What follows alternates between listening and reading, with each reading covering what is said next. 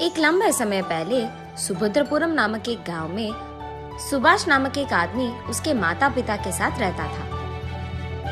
वो दोनों बहुत मेहनत करके सुभाष को थोड़ा पढ़ाते हैं और सुभाष भी उसके माता पिता के मेहनत के बारे में सोचकर मुझे भी कोई काम करके उन दोनों का सहारा बनना होगा, ऐसे सोचता है।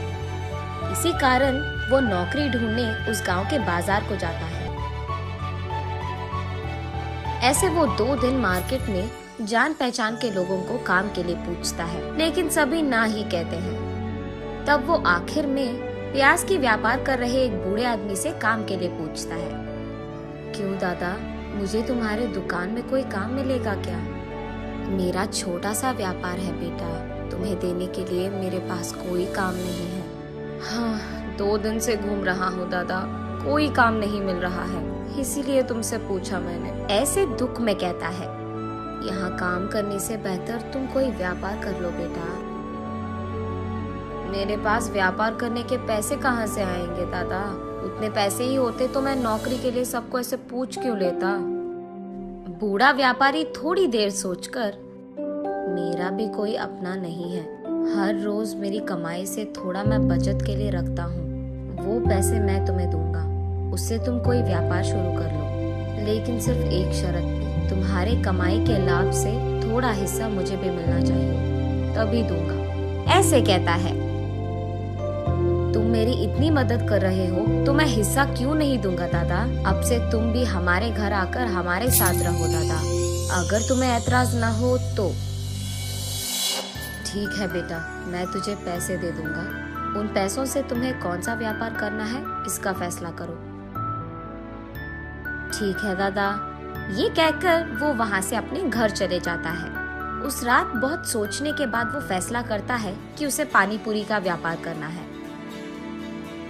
अगली सुबह सुभाष बाजार जाकर उस बूढ़े व्यापारी से ऐसे कहता है, दादा, मैंने पानी पूरी का व्यापार करने का फैसला लिया है। ठीक है बेटा, तुम्हारी मर्जी, ये लो तुम्हारे निवेश के पैसे, इससे अच्छा व्यापार करो, कहता है वो बूढ़ा व्यापारी। ऐसे अगले ही दिन पानी पूरी का दुकान लगाता है सुभाष, और क्योंकि उस बाजार पूरे में कहीं भी पानी पूरी का दुकान नहीं था, छोटा हो या बड़ा, सभी सुभाष के ही दुकान आते थे। वहाँ उसी मार्केट में सुब्बैया नामक एक उधार देने वाला व्यापारी था। उसको इस बात का नाज था कि उससे पैसे लिए बिना उस पूरी बाजार में किसी ने भी कोई व्यापार शुरू नहीं किया। वो हमेशा यही सोचता था कि इस सारे बाजार में सबको मेरे ही पास आना होगा। हाँ, इसीलिए वो हर रोज उस बाजार में मौजूद हर दुकान में जाकर उसका हफ्ता लेकर उस दुकान में जो पसंद आए वो मुफ्त में ले लेता था। उसने एक भी बार किसी भी चीज के पैसे नहीं दिए थे। दूसरी तरफ उससे पैसे लिए बिना खुद का व्यापार शुरू करके सुभाष का व्यापार अच्छे से चलना देख सुब्बैया को बिल्कुल पसंद नहीं आता है। और इतना ही नहीं, सुब्बैया को पानी पूरी खाने का बहुत मन था, लेकिन सबसे जैसे वो मुफ्त में लेता है वैसे वो सुभाष से नहीं ले पाता, इसीलिए उसे जाने में दिक्कत होती थी। इसीलिए वो सोचते रहता है कि कैसे करे। तब उसे एक उपाय सोचता है। वो सोचता है कि अगर इस सुभाष के दुकान में कोई भी चीज खो गया तो उसे खरीदने के लिए पैसे लेने तो वो मेरे ही पास आएगा, तब मैं उसे पैसे देकर वापस में जितना मन चाहे उतना पानी पूरी खा पाऊंगा। ये फैसला करके वो रात में सबके दुकान बंद करने तक वही रहकर सुभाष के दुकान से रसोई की सारी चीजें चुरा लेता है। अगले दिन जब सुभाष अपने दुकान खोलता है तो वो देखता है कि रसोई में सामग्री पूरा गायब है। अरे रे, खाना बनाने की सामग्री कहाँ है? अयो, अब क्या करे? वो ऐसे परेशान रहता है जब वहाँ बूढ़ा व्यापारी आता है। बात जानकर, हाँ, अब चिंता करके कोई फायदा नहीं बेटा, पहले ये सोचो कि सामग्री कहाँ से लाया जाए, ऐसे कहते हैं।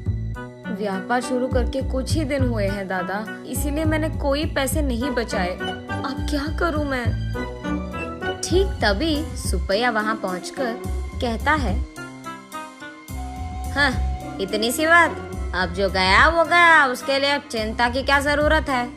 वो सामग्री खरीदने के पैसे मैं दे दूंगा, बस जल्दी अपना काम शुरू कर लो, ऐसे कहता है। सुब्बैया के बारे में जाने बिना सुभाष उस बूढ़े व्यापारी के कहने से पहले ही, बहुत धन्यवाद साहब, सही समय पर मेरी सहायता कर रहे हैं आप, ऐसे कहता है। फिर सुब्बैया सुभाष को पैसे देके वहाँ से चले जाता है। ये क्या है बेटा, आगे पीछे सोचे बिना तुमने बस सुबह से पैसे ले लिया। क्या हुआ दादा, मैंने क्या गलती कर दिया?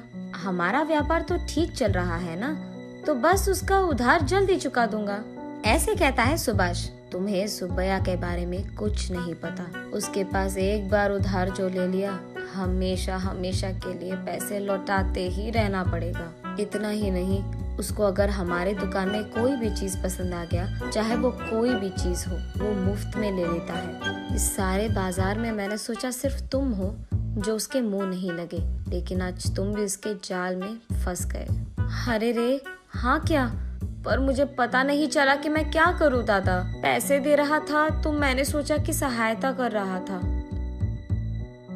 हाँ चलो कोई नहीं, जो होगा सो होगा, देखा जाएगा। जल्दी काम शुरू करो बेटा। ऐसे वो दोनों अपने अपने व्यापार शुरू करते हैं। शाम होने पर सुब्बैया सुभाष के पास आकर हाँ, एक प्लेट पानी पूरी दो, ऐसे कहता है। तब सुभाष उसे एक प्लेट पानी पूरी देता है। उसके खाने के बाद एक और प्लेट पूछता है, और उसके बाद एक और प्लेट, और एक और प्लेट खाकर कहता है, हाँ बाबू सुभाष, आज के जितने पैसे तुझे मुझे देने हैं, उसमें आधा पानी पूरी का बिल समझकर बाकी आधा दे दो, ऐसे कहता है। ये सुनकर सुभाष चौंक जाता है।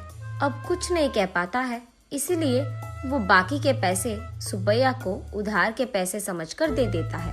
ऐसे ही हर रोज 4 प्लेट पानी पूरी खाकर उसके रोज के मेहनत के पैसे लेकर जाता था। इस कारण सुभाष को समझ में नहीं आता है कि वो कितना कमा रहा है और कितना गवा रहा है। अगर ऐसे ही चलता गया तो मैं उधार के पैसे कभी नहीं चुका पाऊंगा और आगे नहीं बढ़ पाऊंगा। नदी के किनारे एक पेड़ के नीचे बैठ जाता है। वहीं से गुजर रहे एक साधु उसे देख उसके पास आकर कहते हैं, क्या हुआ बेटा, इतने चिंतित बैठे हो, सब ठीक है? तब जो कुछ भी हुआ सुभाष उन्हें समझाता है। इतना ही, ये कहकर उनके बैग से एक प्लेट निकालकर उसे सुभाष को देकर ऐसे कहते हैं, ये एक माया प्लेट है, इसमें जो भी डालो एक के बाद एक आते ही रहेगा, लेकिन ये एक ही बार काम करेगा। तुम अपने तेज दिमाग से इसका सही उपयोग करो और अपने आप अपने मुसीबत का हल ढूंढो, ऐसे कहते हैं। बहुत बहुत धन्यवाद स्वामी। ये कहकर वो दोनों वहाँ से अपने अपने रास्ते पकड़ते हैं। अगले दिन सुभाष हमेशा की तरह अपना दुकान चलाते रहता है। सुब्बैया वहाँ आकर हमेशा की तरह, हाँ सुभाष, एक प्लेट पानी पूरी दे दो बेटा, ऐसे कहता है। जी साहब, अभी दे दूंगा, लेकिन आज मैं एक शर्त लगाऊंगा, अगर आप मंजूर है तो ही दूंगा। अच्छा बताओ कौन सा शर्त है?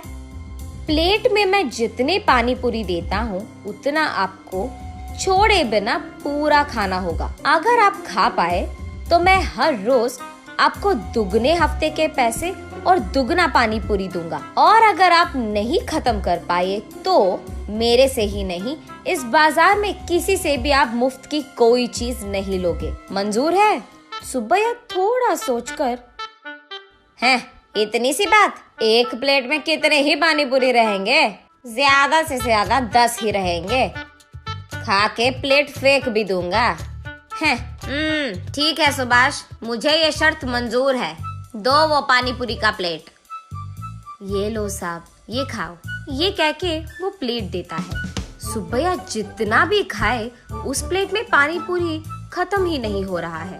सारे पानी पूरी वही के वही रह जाते हैं। ऐसे 1 घंटा बहुत मेहनत करके खाने के बाद भी पानी पूरी के प्लेट में सारे पानी पूरी वैसे के वैसे ही रहते हैं। मैं थक गया, मैं हार मानता हूँ, ऐसे कहकर वो अपने पेट पे हाथ रखकर अपने आप को खींचते हुए उसके घर पहुंचता है। ये देख उस बाजार में सारे दुकानदार सुभाष की शुक्रिया अदा करते हैं कि उसके वजह से उनके मुसीबतों का हल मिल गया। और सुभाष अपने मन में साधु का धन्यवाद करता है